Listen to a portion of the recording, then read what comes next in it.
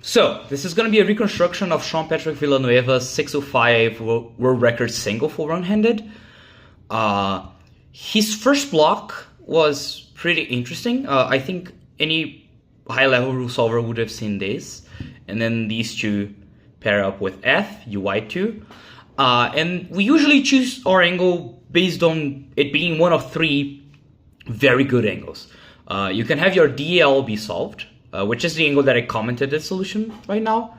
F prime UI2 throughout the beginning of the solution and the rest of the solution, DL is solved, okay?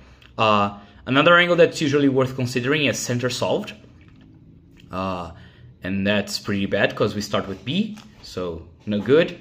And lastly, considering BL being solved, we can start with F wide D2, which is also not great. F wide isn't really a great first move. But as soon as he grabs the cube from inspection, he just jumps straight into this angle, and he never leaves this. Which means that he has some sort of heuristic that led him to this angle. Maybe to change the F move to R, but it was not something that I would see very often. This is not an angle that I see a very clear reason why it's good, but it is a really good angle. So here he can do R U white prime to get these two pieces paired up, and then here, and he can do D prime to have this here. This D prime really can be done at any point. It can be done in the beginning, after the R, or after the U white prime. He chose to do it in the beginning, which I think it was because of this pair. Because if you just put this here, then do D prime, U white prime, you have to do F2 for this pair.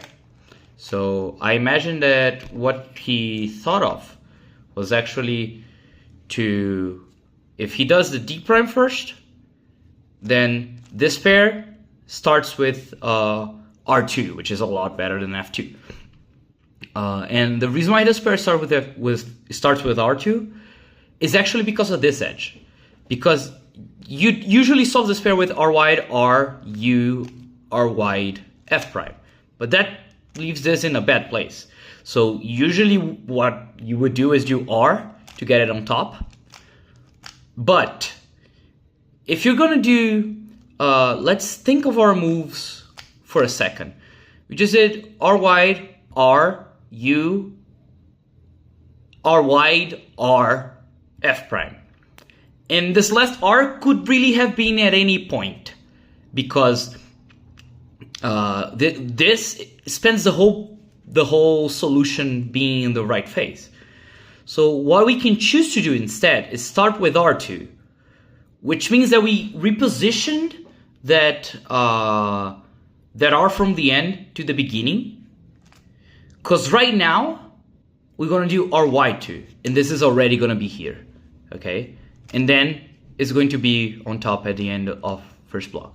By the way, very interesting thing, this is the last we'll see of this piece until he solves it. And it'll be very clear where it is, that it will be in the back from process of elimination. But he very clearly also knows the orientation of this piece, because he doesn't pause before doing it. So that's pretty impressive, because right now he does RY2, F prime, and then he solves this with U prime, R2. He's already seeing this pair, so he jumps straight into it. Now he has this, and by process of elimination, if you see this color, obviously the edge is here, but he didn't do this to check the orientation. He just did this, which was just phenomenal look ahead. Right now he got a CMLL skip, which is great, but you can see that we have red here, and we don't really have orange anywhere, right? So it must be by process of elimination here. It can be here because this is yellow, and yeah, it's a orange-white piece, right? So what he should have done is U2, M prime, U, M, U2, M2, U, M2, and so on and so forth, right? But what he actually did was M prime, U prime, M prime, which separates the LR edges. He fumbled a little bit with U prime U, probably confused because the only reason you do these moves is if you thought the orange was somewhere else, so it makes sense that he would make some kind of confusion afterwards. So he does this and then solves this without idle. He doesn't do idle, he does U prime. So, and then he does U to solve the yellow edges, and then he finishes with this, which is finger trick like he did. So the solve was overall 42 slice moves, if you count the U primes as 2 moves. If you don't, if you kind of count it as U2, it would be just 30 moves. And if he had done the LSC right, it would have been 27 moves. But I think more importantly than the move count, the correct solution has fewer U2s, which are his slowest move, especially because he doesn't do idles.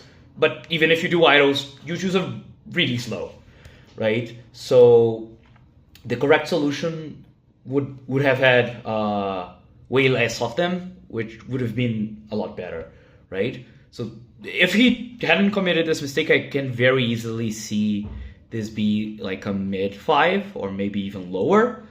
But I am not going to say that he almost got a mid 5 because obviously if you get these good of first 2 blocks and then you get a CMLL skip, you just really get nervous, and the skip kind of gets in the way of look ahead. So it makes a lot of sense that he made the mistakes that he did. I know that pretty much everyone would have fumbled the solve at this point. So I don't like really thinking of these things as, oh, he almost got mid 5 or less. I just like thinking of it, oh, he made a mistake that, yeah. So that's gonna be it for today. I hope you guys enjoyed it, and I'll see you on the next one.